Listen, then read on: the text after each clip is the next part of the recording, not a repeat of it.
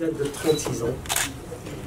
Un jeune ingénieur, mécanicien, qui a fait donc 10 ans d'expérience dans des boîtes semi-étatiques. Très important ce que je vais vous dire, parce que le canon pro, je fais un peu allusion un peu à la politique actuelle de l'encouragement des jeunes ingénieurs à l'industrie tunisienne. Donc c'était en 81, 10 ans d'expérience dans des boîtes nationales, très important. Un projet faux produit, le faux produit avec le marhoum Hedi Nouira, qui voulait encourager tous les jeunes ingénieurs. Mais qu'est-ce qu'on fait ingénieur mécanicien dans une société nationale? Bon, les sociétés nationales, c'est fait pour apprendre son métier. On a appris notre métier. Et puis voilà, allez-y, faites vos projets. Et je vous assure qu'en 81, on est parti de zéro. De zéro. Vous avez une idée, mais zéro millime, tout simplement. Et c'était honnêtement la Banque centrale qui donnait pratiquement tout le capital, 80% du capital, et directement de la Banque centrale à l'entrepreneur, au candidat, donc au projet, et qui donc sont pratiquement sans taux d'intérêt, sans intérêt, sur 12 ans de remboursement sur 12 ans, et puis voilà.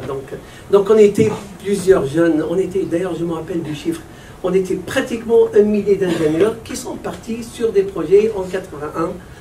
Et bon, le taux de réussite était de 50%. Et bon, c'est peut-être pour ça qu'ils ont changé beaucoup de choses. Mais pour nous, enfin, la moyenne internationale, c'est une moyenne extraordinaire, relativement à la moyenne internationale. Donc 50% de réussite dans le lancement des projets, c'était extraordinaire. Bon, bref, je reviens au sujet. Donc c'était un rêve. Et pourquoi un rêve? Parce que je voulais, je vous assure, j'ai fait une fonderie, donc j'ai fait, dans mes 10 premières années, j'ai appris la fonderie.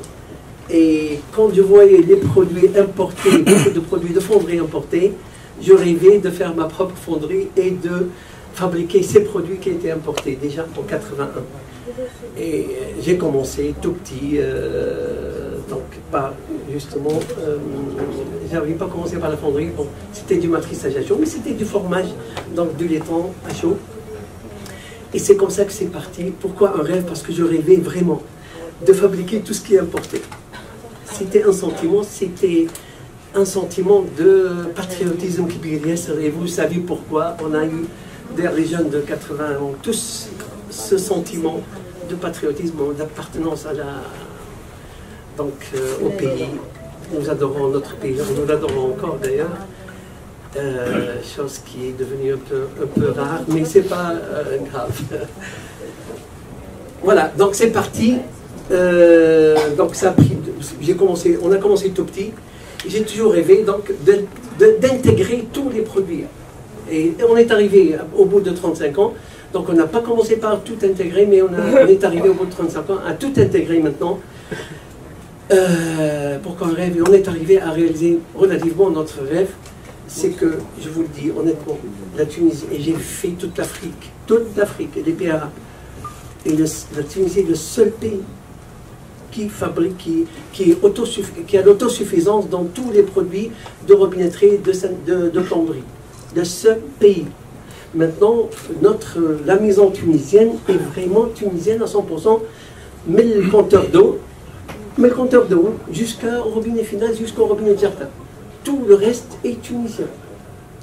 Même le cuivre, même bon, ce n'est plus le cuivre, même le polyéthylène, même tout. Et c'est le seul pays arabe qui est arrivé à cette autosuffisance. Bien sûr, reste le dernier rêve dont parle Haïfa. Le dernier rêve, c'est d'avoir une personnalité, disons, complète tunisienne. C'est-à-dire le design tunisien. Et c'est en fait, et j'arrive à l'objectif final, nous voulons donner une personnalité tunisienne à nos produits. Parce que toute la robinetterie internationale, il y a une personnalité italienne, une personnalité allemande. On le voit. Hein. Nous voulons donner à travers vous, à travers les talents tunisiens, à travers les designers tunisiens, nous voulons donner cette personnalité tunisienne à nos produits. Et je suis certain qu'on va y arriver, une touche tunisienne. Une touche tunisienne. Voilà, l'objectif de ce concours, c'est ça. Et je vous assure que la touche tunisienne va être très importante dans le choix du premier modèle, de meilleur modèle, quoi.